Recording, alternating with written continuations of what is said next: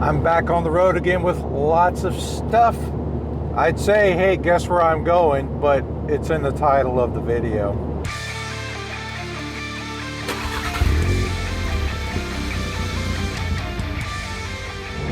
Welcome back and thanks for being here. My name is Scott and I'm on day 2 of my trip to Florida for HamCation. The car is loaded. You can see some stuff back here behind me. And today I'm on my way to Blue Spring State Park. And that park is famous for manatee sightings. The water there is a constant 72 degrees. And so even in the coldest of winters in Florida, if that's a cold winter, the manatees will go hang out there. And sometimes there's hundreds of them there. I'll show you some photos. And of course I have to speak to HamCation. I am ready to display. I have a new tower on the roof. I'll flash a photo of it here, and I'm looking forward to this. At this point, the setup has been seen before, but the people that I've talked to on the radio this morning, they've never been to HamCation, so they haven't seen the car anyway. And there'll be plenty of people who've seen it before, and it's very likely that pictures of the car will surface on Facebook, and I will get the whole gambit of people saying, that's really cool. Welcome to Intermod City. That'll never work with all those antennas so close. I'll hear it all. Actually, I won't hear it all. Facebook, that's where they'll all say it, because they won't really say that to me in person. They'll say it in Facebook where they get to be experts hiding behind their keyboards. In person, they might ask me, hey, do you get any interference? And I'm always happy to have those conversations in person. I like talking about the car, the setup, the experimenting that I've done to make it work or to check it. And yeah, it's been a good time running with this experiment. All right, HamCation is a wrap and well behind me now. It was sunny and bright and warm the whole time I was there, and now I am back in gloomy, rainy, 45 degrees Virginia. I did not feel quite as busy this year as I was last year, either because I didn't have quite as many visitors, or it's possible that I'm better at addressing them now, so it didn't feel as overwhelming. One way or the other, I still had plenty of people come and check out the car. A lot of people saw me last year and even recognized some of the changes that I had made to the car. So that was neat that people were able to just dial in on those really minute details. And so let's see if I can paraphrase overall what's different. The tower is now 18 inches shorter than it was before. When I say the tower, I mean the mast. So the entire thing, 18 inches shorter than before. And with that brings collision hazards with some of my vertical antennas. So I've added mounts to the hood so that I can take those antennas and relocate them to a lower, safer position. Here's a comparison photo of last year's mast versus this year's mast. And so you can see that the antennas are configured pretty much the same. It's just that now they all ride 18 inches lower. My tower itself is a little bit different, because instead of being something that I created with fence post material and welding flanges, I actually have a real roan tower. Not really the tower, but the tower base and the tower cap. I wish I had discovered that before. This is my third iteration of the tower, and gosh, I might have gone straight to this if I'd known about it before. I like this setup. It's not guide. Some people notice that I don't have the guys on the tower anymore. The guys more or less made me feel better, but I don't think that they really did much. And I'm running without guys now, and that's okay. Let's see, the desk I think is different. Last year I still had a manufactured auto desk in the car, and I never really liked the way it positioned my rotator controller, so I created something different to bring the rotator controller down lower and aimed a little bit more toward my face, and it's more convenient to use. This year I did not travel with my trailer, so I drove 800 miles from home down to Orlando and back with everything on the roof. So that was a common question that I got. Gosh, there were two common questions or statements. One, I'll bet he's not married, or you're not married, are you? And I am married. I've been married for 32 years. And here's a picture. She even helps sometimes. And the next question was, do you drive with all of this up here? Because they didn't believe that I drove with all this up here. And that was especially true of our foreign visitors, because over in Europe, and I can't speak for, say, South America, but over in Europe, they don't allow these tall loads like this on cars. And in the U.S., they either tolerate it or allow it. Who knows?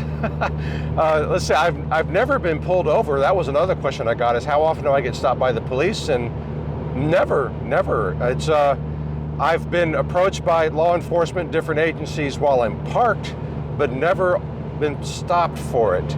I think a lot of them want to ask me questions, but recognize that they have to have a good reason to stop me in order to have that conversation. So because of that, I always drive the speed limit, and I'm careful with my operating. So I don't want to give anybody any reasons to stop me.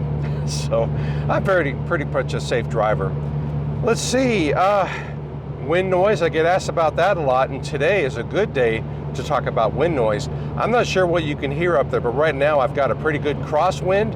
High winds are in the forecast. Let me stop talking for a second to see what you can hear.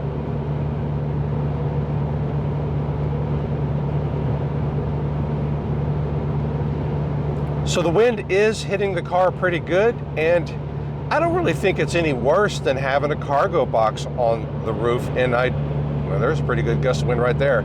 So when a good gust hits the car, I can feel it heel just a little bit, but it's not enough to make me grip the steering wheel a little tighter or be concerned about the car's handling.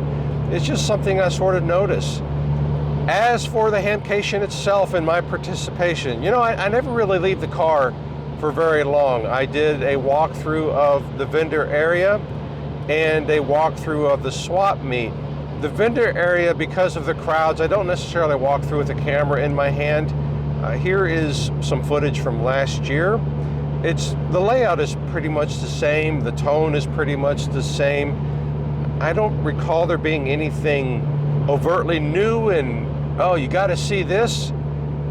I just kind of walk through and check things out. Let's see, I had not a lot of interviews because not a lot has changed. The car is not necessarily fresh to the scene anymore, but I got a visit from Tank Radio, and you know, short visit with him, and a new guy, let's see if I can remember his call, KI5IRE Radio, I think is the name of his channel, and he did a short interview with me.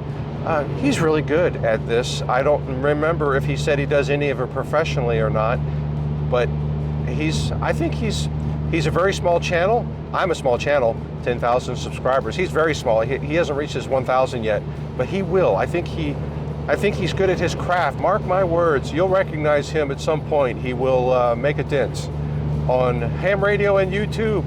So you heard it here first. So check out his video. There's bound to be some points that I have missed. This is not really a video about HamCation. This is a video about my experience with HamCation.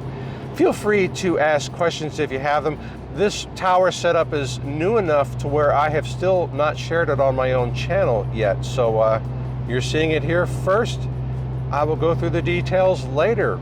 As always, I appreciate you being here, and I will see you next time. Take care.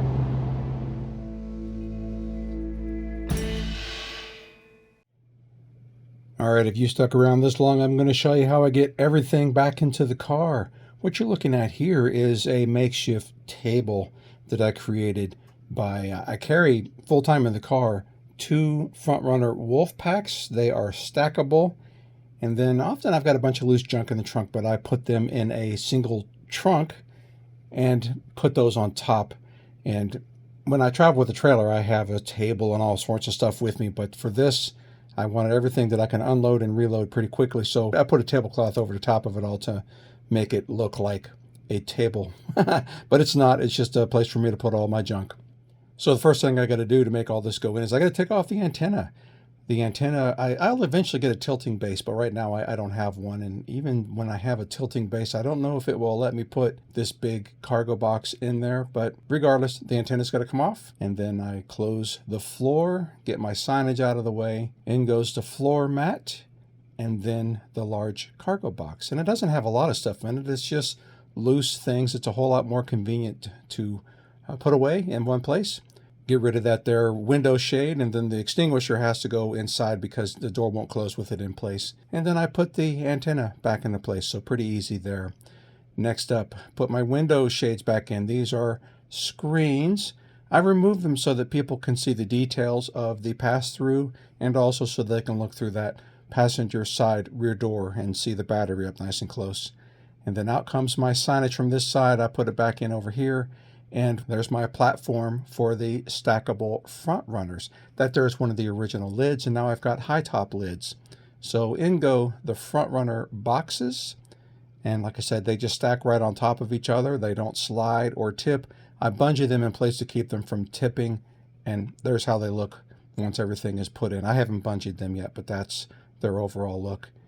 And then once I get that in there, put a little towel on top of my voltage inverter so I don't scratch it when I put my car cleaning supplies on top of it. I shut the door, but of course I'm going to open it again to put in a tool kit. And there is my tablecloth, which is also my backdrop when I do video conference calls.